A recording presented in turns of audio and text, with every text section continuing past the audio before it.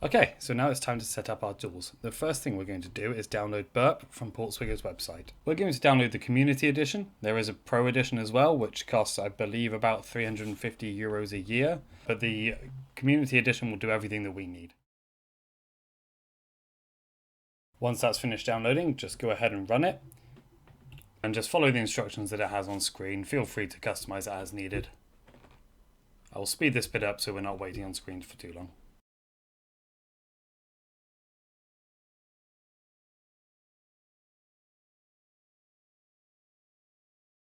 Go ahead and open Burp.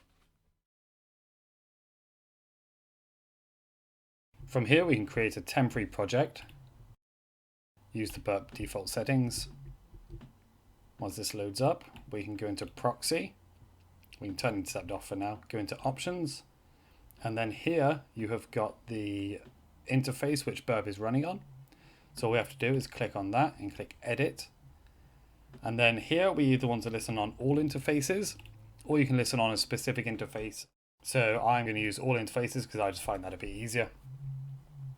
There have been issues with TLS 1.3 in the past. I'm not sure if they are still issues, but if you go over to TLS protocols and then click use custom protocols, then just untick TLS 1.3 and then click OK.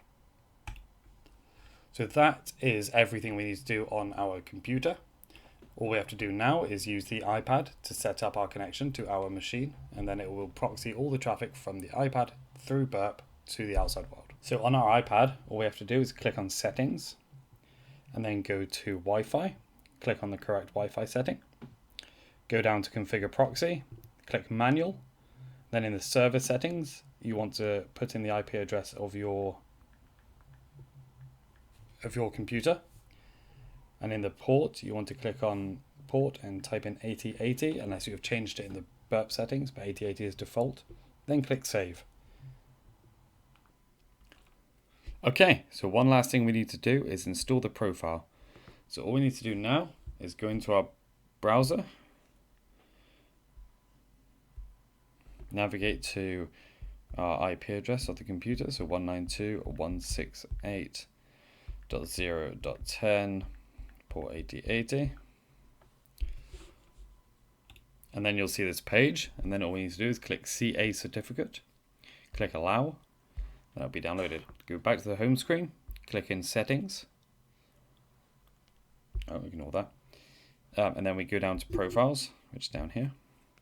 And you see a downloaded profile at the top. That's the one that's not installed, so we click on that, and then top right we click install, put in your passcode. I think that was wrong actually. And then we click install in the top right. And that's done. All the traffic will be proxied from your iPad through to your Burp connection. Okay, so the next step is to install a few applications on the iPad. The first one is going to be Filzer or Filezer. I'm not entirely sure how to pronounce it. So what we do is we open up Cydia, and Cydia will be installed after you use the check-rain exploit. If you haven't seen how to do that, go back and watch my first video. It'll tell you how to do that. Okay, so we go into Cydia and we navigate over to search. And in the search bar, we type in FILZA for Filzer. And then click on the Filzer icon. Click install. I've already installed it, so mine says modify instead. But install that. And then go back out of that and go into sources on the bottom and click edit. And then in the top left, click add.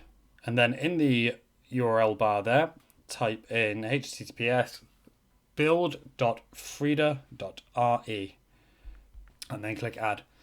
That will add it in there. I've already got it in there again. I added it again just to see what would happen. And then all we have to do, once it's updated everything,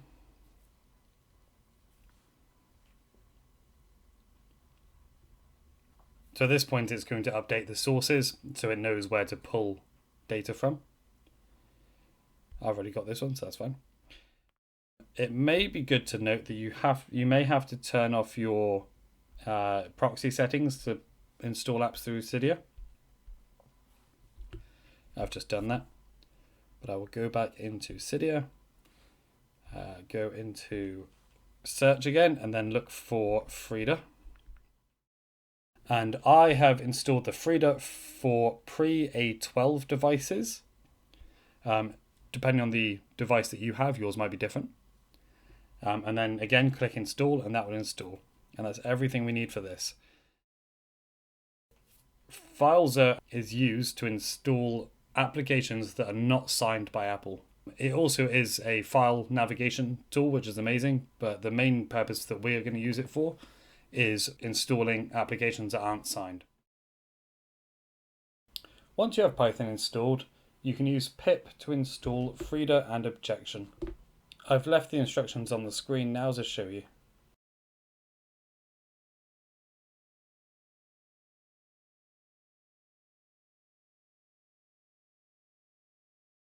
Okay, so now all we have to do is install the DVIA app onto the iPad. I've got it installed here, so I'm just going to quickly delete the app, just to make sure it's clear. Then we open up Safari, and we navigate to google.com. And then in Google, we can just search for damn vulnerable iOS app. And there's this top link here.